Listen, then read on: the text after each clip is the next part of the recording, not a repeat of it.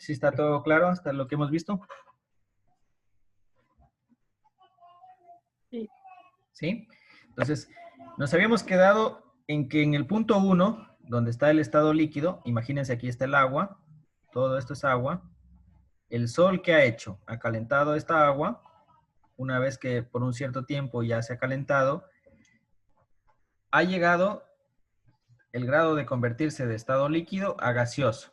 Y ese vapor sube hacia la atmósfera. Pero este movimiento, este ascenso, en la parte baja se va a dar de forma lenta, porque en esta zona hay mayor presión atmosférica. Pero al momento que continúa el ascenso, se va a encontrar con una zona de menor presión atmosférica. Y ahí se da el ascenso abrupto. ¿Sí? Todo eso que estamos revisando se conoce, vamos a anotar por aquí, se conoce como diferencial de presión. Diferencial de presión. ¿Sí? ¿Qué significará el diferencial de presión? ¿Sí? Las variaciones de presión atmosférica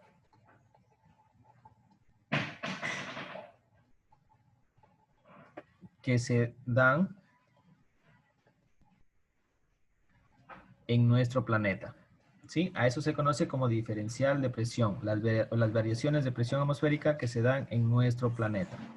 Esas diferenciales de presión permiten que el agua que está subiendo en forma de estado gaseoso fluyan con mayor rapidez.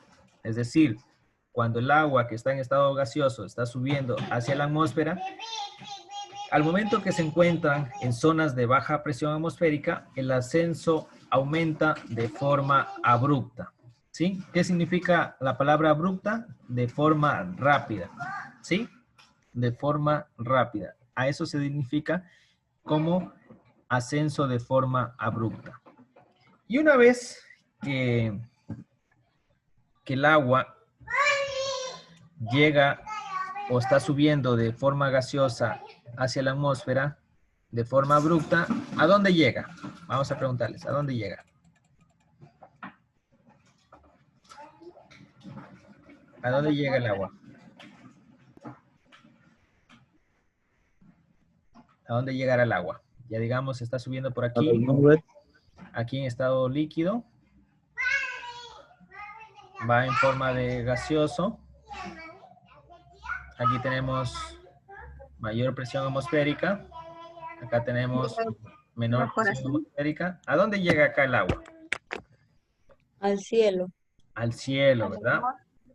A la atmósfera. El agua en estado gaseoso sube, sube, sube. ¿Y dónde se acumula? En las nubes.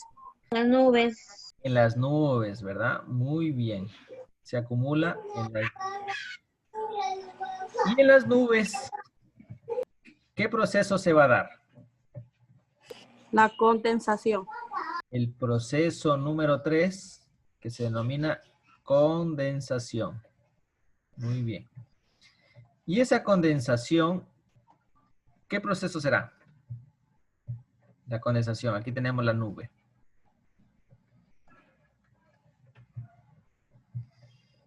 ¿Qué se denomina condensación? ¿O qué han escuchado de la condensación? ¿Algún voluntario que quiera participar? ¿Cómo dijo? Disculpe. ¿A qué denominamos condensación o qué han escuchado de condensación? Cambio de estado de la El cambio materia de que se encuentra en estado. forma. Muy bien. La condensación es un cambio de estado. ¿De qué estado será? Creo que es cuando el vapor gaseosa, pasa a convertirse en gotas de lluvia. forma líquida. Muy El bien. vapor pasa a convertirse a gotas de lluvia y a quedarse prácticamente en las nubes, en cristales de lluvia prácticamente se transforma. Muy bien. La condensación es un proceso a la inversa. Es un proceso a la inversa donde el estado líquido del estado gaseoso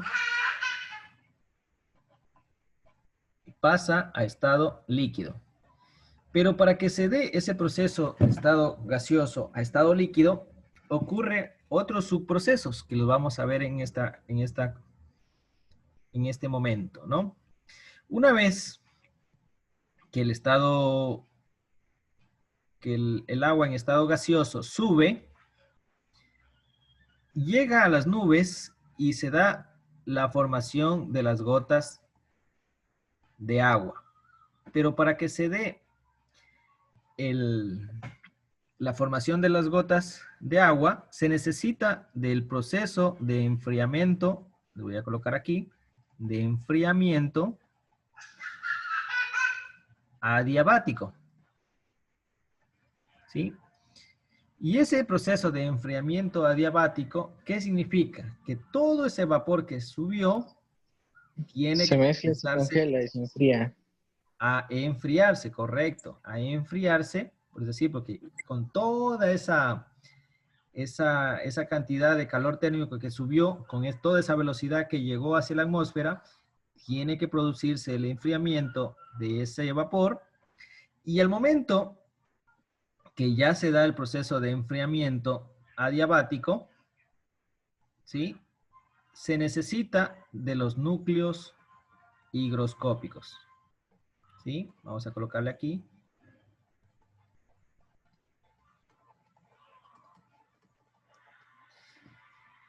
Es decir, para que se dé la condensación, primero se da un enfriamiento adiabático, es decir, todo ese agua que está en estado gaseoso que subió hacia la atmósfera, sufre un proceso de enfriamiento y en el transcurso de ese enfriamiento ocurre la aparición o ingresan a actuar los núcleos higroscópicos.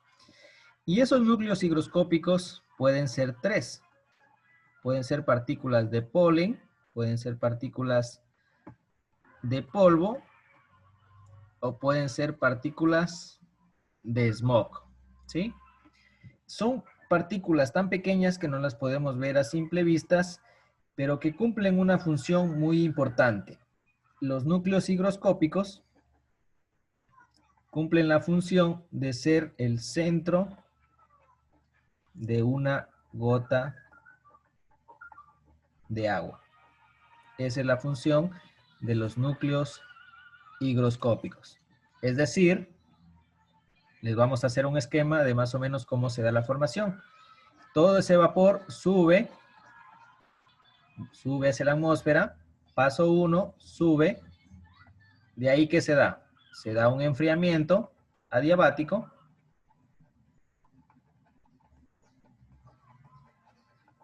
En esta zona se da un enfriamiento adiabático y paso 3 se da la formación a través de los núcleos higroscópicos. Estos núcleos higroscópicos pueden ser tres, son tan pequeños que no se los puede ver a simple vista y estos núcleos higroscópicos que pueden ser polvo, polen o smog dan la formación ¿a qué? A una gota de agua. Es decir, el centro de una formación de una gota de agua es un núcleo higroscópico, que puede ser polvo, polen o smog. ¿Sí? Smog que está presente en la atmósfera. Es decir, primero, el estado del agua debe pasar de estado gaseoso, sube la atmósfera. Una vez que llega a la atmósfera, se da el proceso de enfriamiento adiabático, donde todo ese calor térmico que tiene el vapor de agua debe enfriarse. Y en ese proceso de enfriamiento, ese vapor atrapa o envuelve a un núcleo higroscópico y ese núcleo higroscópico da la formación de una gota de agua. Es así que se da la formación de una gota de agua. Y esa gota de agua, ¿en dónde se almacenará? ¿En dónde se almacenará? En las nubes. En las En las nubes. nubes, En las ¿verdad? nubes. en las nubes se van a almacenar las gotas de agua. Les estoy haciendo una imagen aumentada de lo que sucede, ¿no? No es que las gotas van a ser súper grandes, ¿no? Son pequeñitas. Y hasta ahí tenemos la formación de las gotas de agua, que llamamos lluvia. Estas gotas se van a ir acumulando en las nubes, ¿sí? Y las nubes son unos sacos, unas envolturas que permiten almacenar la lluvia. En estas nubes aparece un factor muy importante que se da en nuestro planeta. Algo que llamamos humedad relativa, ¿sí? Y la humedad relativa está relacionado con la precipitación, ¿sí? Dentro de la humedad tenemos dos tipos, humedad relativa y tenemos humedad absoluta. Humedad relativa y humedad absoluta, ¿sí? ¿Qué significa? Cuando ya se han formado las gotas de lluvia se van a almacenar en las nubes, ¿sí? Y para que después se dé la lluvia, se requiere de conocer de estos dos aspectos, humedad relativa y humedad absoluta. Cuando nosotros tenemos, bueno, la mayoría tienen un celular, ¿verdad? Todos tienen un celular. Sí, ¿verdad? Todos tienen un celular en este momento. ¿Cuánto es la capacidad de carga de su celular? 100%. 100%. 100%, muy bien. ¿Y cuánto en este momento tiene su carga de su teléfono? 49%. 80%. 25. 96%. 96%, ¿verdad? Va a variar. Entonces vamos a hacer un ejemplo aquí. Si ustedes tienen un celular, la capacidad de carga tiene 100%. Y vamos a tomar el ejemplo de Shiwango. ¿Cuánto tiene su carga ahorita? 96%. 96%, ¿verdad? El celular, si lo hacemos al ejemplo de la humedad relativa y humedad absoluta, la carga absoluta del celular va a ser siempre 100%. Es lo máximo que puede llegar. Es la carga absoluta. Ahora, si lo hacemos la carga relativa del celular, el 96%, es lo que en ese momento se encuentra. Es decir, para que termine de tener la carga completa de batería, ¿cuánto le falta? 4. 4%, ¿verdad? Ahora, si nosotros buscamos, vamos a buscar, ustedes también saquen su celular y vamos a buscar en el Google humedad relativa. ¿Sí estoy grabando? Sí. Ya me asusté, perdón. Relativa. Pilas, mi asistente. La humedad relativa de Nueva Loja. ¿Ustedes están consultando también? Miren, lo primero que hice fue consultar humedad relativa Nueva Loja hoy. Vamos a consultar.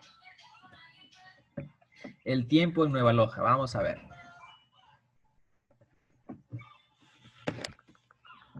¿Y qué nos dice? Humedad relativa. Miren lo que nos dice la información.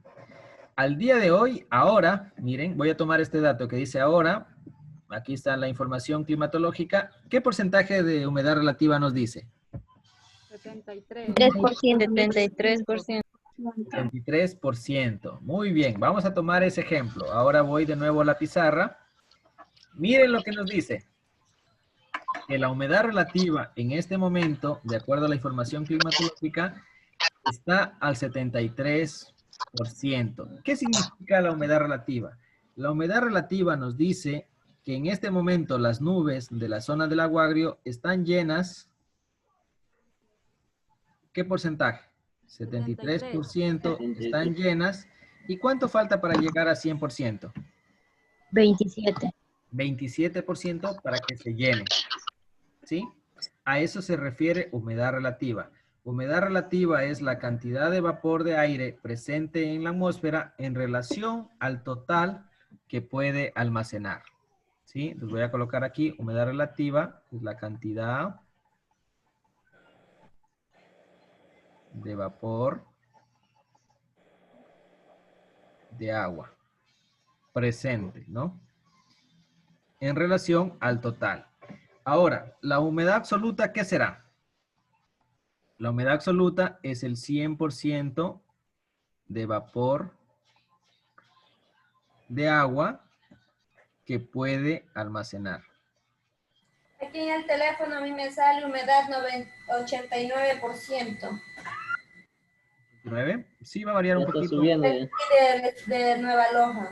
Ahora es aquí, es chismoso el teléfono.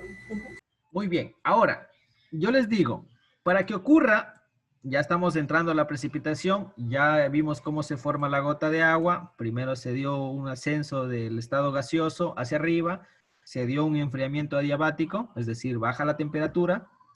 Ese vapor se agrupó en un núcleo higroscópico y comenzó a almacenarse esas gotas de agua en las nubes. Y ahí aparecen dos conceptos, humedad relativa y humedad atmosférica, humedad absoluta. Entonces, llegamos a un punto que denominamos precipitación. A este punto que denominamos precipitación. Entonces, para que ocurra la precipitación, ¿qué se necesita? Vamos a ver un voluntario ahí. Que las nubes estén en humedad absoluta. La humedad absoluta, sí. ¿Cuánto sería la humedad absoluta? El 100%. El 100%. Muy bien. Entonces, la primera condición para que se dé la precipitación es que la humedad relativa esté cercana o sea cercana al 100%. ¿Qué nos indica la humedad relativa al 100% o cercana al 100%? Que las nubes de un determinado lugar están llenas y cuando están llenas necesitan descargar. Y la única forma que pueden las nubes descargar la cantidad de vapor de agua que tienen contenidas es a través de la precipitación. ¿Sí? La segunda forma o el segundo requisito para que se dé la precipitación es lo siguiente. No necesitan que esté la humedad relativa cercana al 100%, pero sí que exista una variación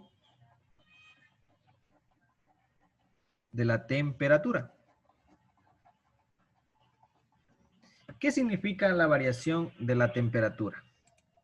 Imagínense que unas nubes, ¿las nubes qué son? ¿Pasajeras o estáticas? Pasajeras.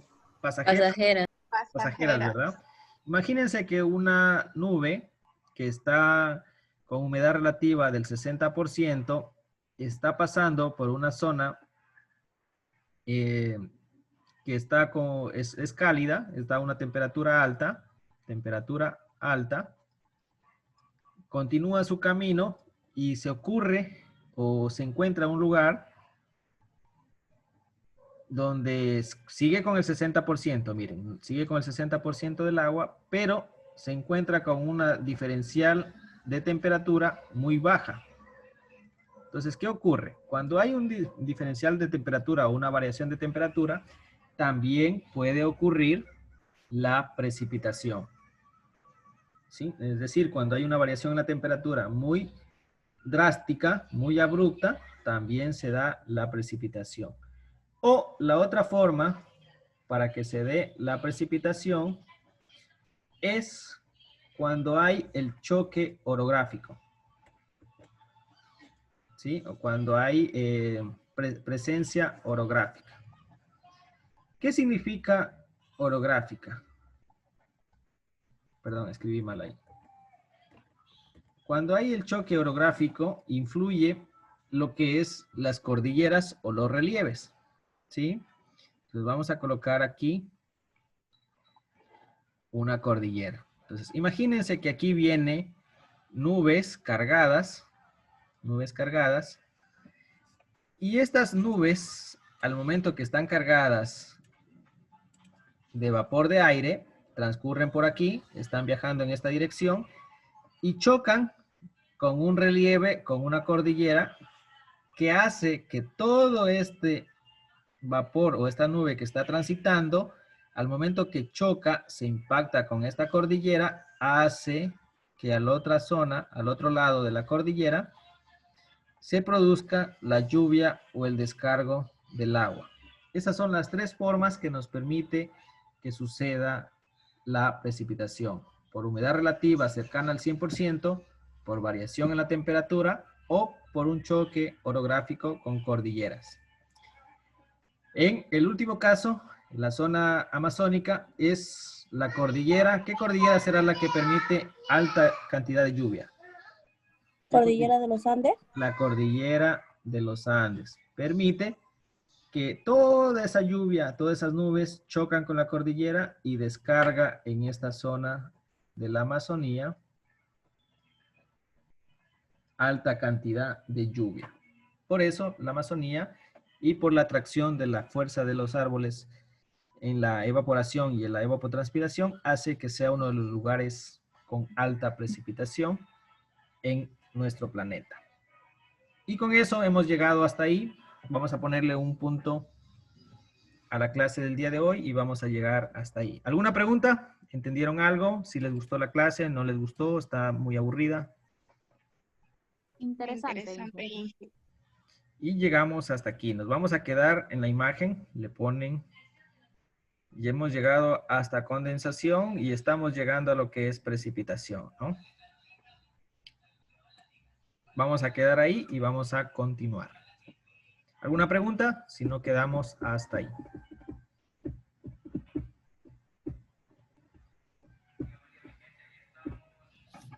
Si no hay preguntas, ¿sí?